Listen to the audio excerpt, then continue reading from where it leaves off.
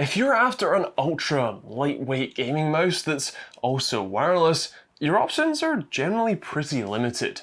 Those two features often don't go hand in hand, as adding a wireless module, battery, and charging circuitry all end up adding to the weight over just using a cable.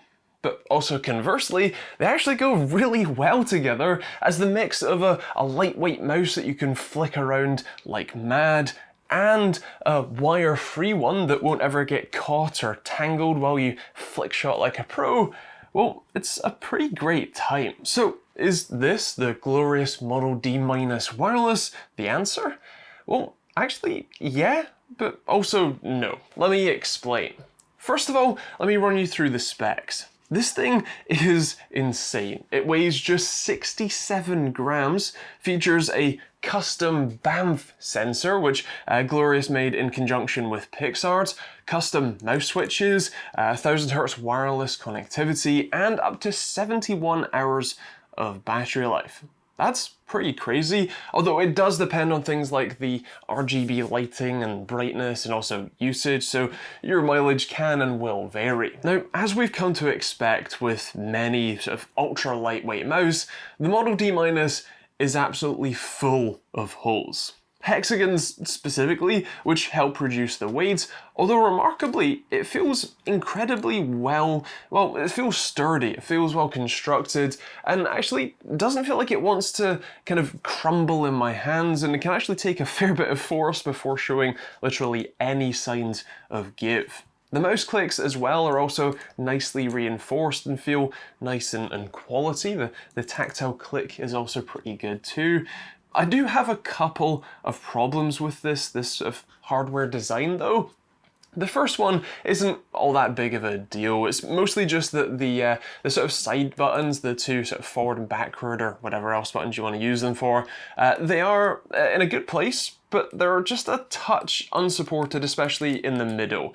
You might find that if you push just a little harder, then they might have a bit more give than you'd like, but it's no big deal. But the other issue is a bit more fundamental, and that is with the material choice. See, this is actually rather nice, pretty high quality plastic, which is great, but it's also perfectly like mirror smooth, which means that this thing is incredibly slippy. I've actually dropped this more times than any other products that I've tested or reviewed combined just while filming and testing for this video. In fact, even in my first take of this, I dropped it on the table right here.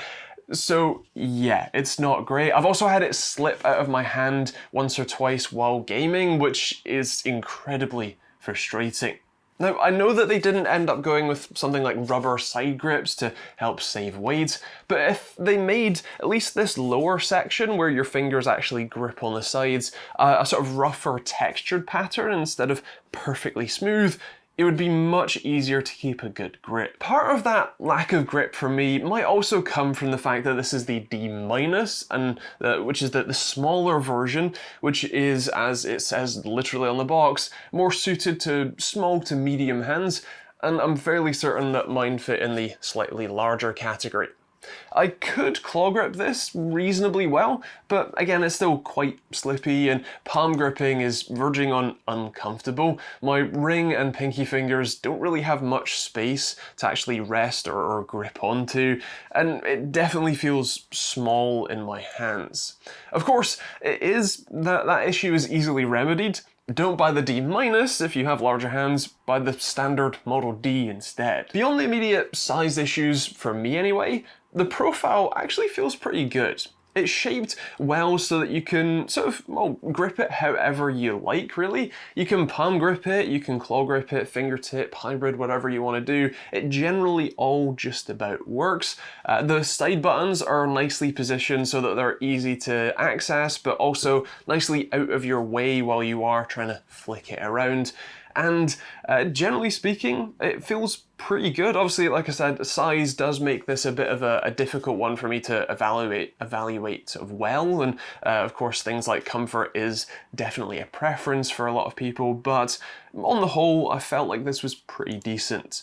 The hexagons on the back did, especially if you do palm grip it, can be a little on the abrasive side on your palm if that's also a concern, but generally speaking I felt pretty good. It's also worth mentioning that on the bottom, by default, you have 4 relatively small PTFE or sort of glide feet, but in the box you actually get a bag of much larger pads that you can add on in addition to the standard ones, which give you a much larger glide surface if that's what you prefer. Personally, I had a pretty good time with these on a solid or hard mouse mat, so I'm not too worried, but if you do prefer a larger glide surface, then they actually include it in the box, which is great. As for the sensor and its gaming performance, I had a pretty great time with it.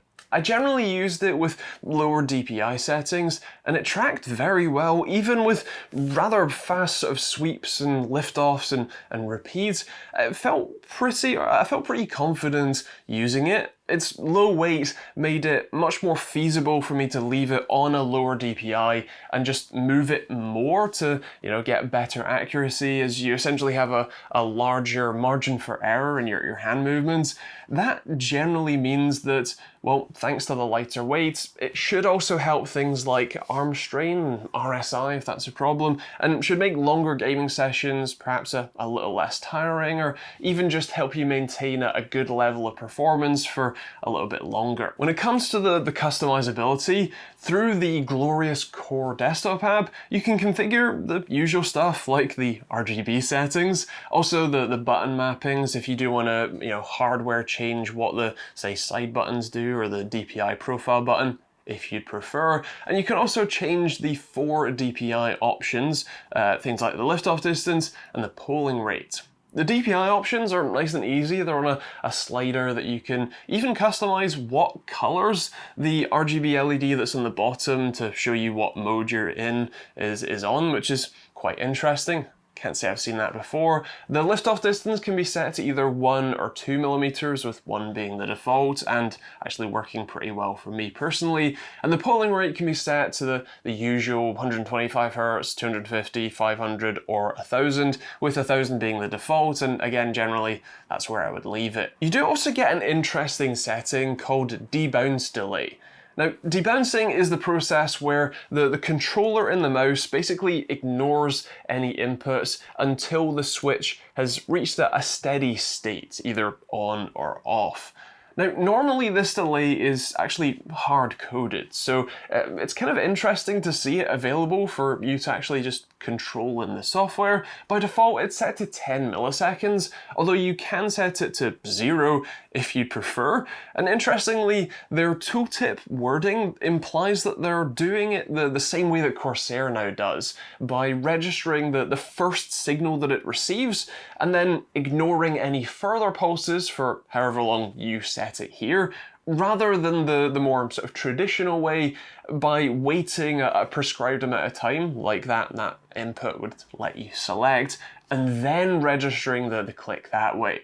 That should sort of aid in lowering the input latency, although using optical switches like Razer does would remove that issue entirely and remove the need to debounce the switches at all, so it's a bit kind of in between. One little note: if you go to the settings page, you'll find an option to turn off the RGB lighting after some amount of inactivity. I think by default it's actually switched off, and well, at least personally anyway, if you aren't going to just disable the RGB lighting outright to help conserve battery life, I would generally suggest setting it to something like 2 minutes to turn off the lights, again just to help conserve that battery.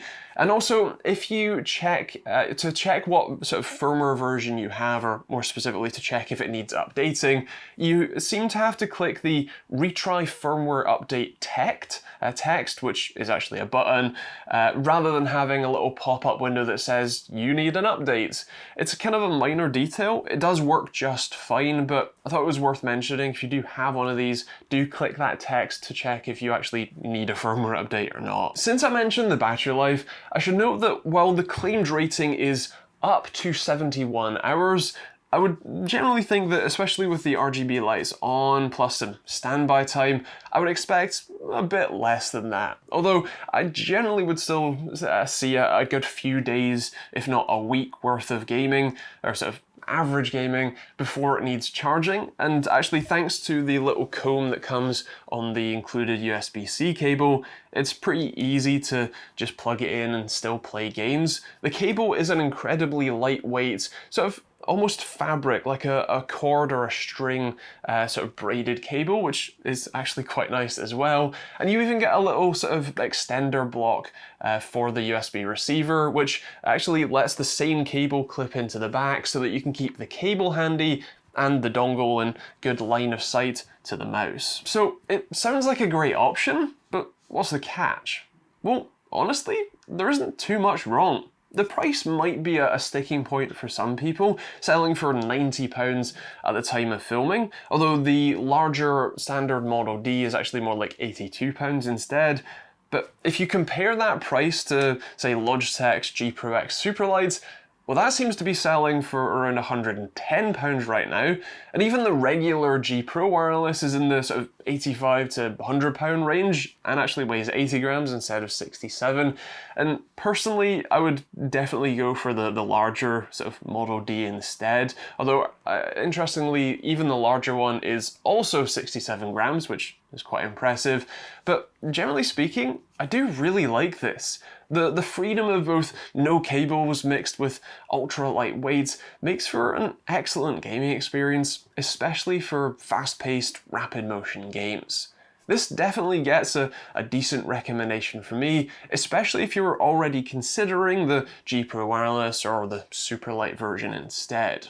Like I said, personally, I would go with the more standard Model D rather than the D- for my hand size, but again, if you have smaller hands and you like to play fast-paced games, well, maybe give this a look. With that said, those are my thoughts, but I would love to hear yours in the comments down below. What do you think of the glorious Model D-, and I guess by extension the standard Model D, as it's the same mouse but slightly bigger?